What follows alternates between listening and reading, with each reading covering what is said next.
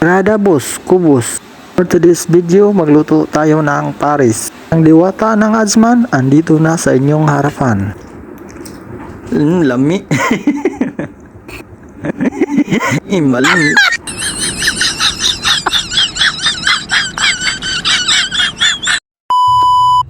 O unsa pay dugayan ato ng sugdan, maghiwa na taglamas, sibuyas, bawang, luya. O uban pang malang mananap, mananap ka. O magseryoso dahi ta. Ako siya dahi guys si Ashley, among amiga, pinakagwapang amiga diri sa Adsman. Aw, katong aging adlaw guys, ingon siya kung kabalo ba daw ko muluto Paris. Aw, ingo, lutuan ta ka, ikaw pa. Ug siya pud tong nag-birthday niya aging semana katong nagluto mi og kaldereta og pansit. Diri pa daan magsuri na ko daan Ashley, sorry gud kay naapil ka sa akong vlog. Mag-ingon lang ka unsay imong gustong lutuan ta ka kay aron makabawi pug ka. Basta magsabot daan, ikaw palit ako'y luto ha. Igo ra ko muluto kay wa ko'y kwarta. Speaking og kwarta guys, mao ta nag-vlog ta aron makwarta ta basin ra. Uban vlogger kwartahan na ang gitawa pa. Aw maning kamot ta aron makakwarta ta.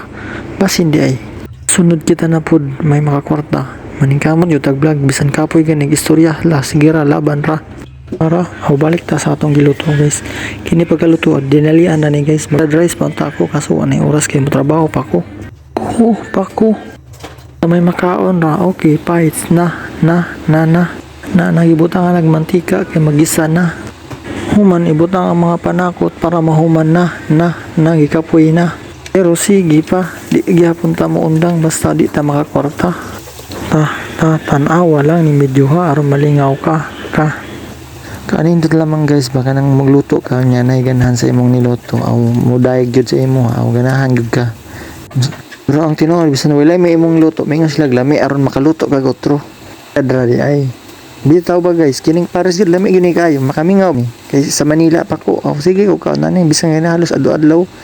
Kay kini ba atong madali-dali didto. Kay barato ra, nya nay kanon, nanay sudan, nanay sabaw, asa ka pa.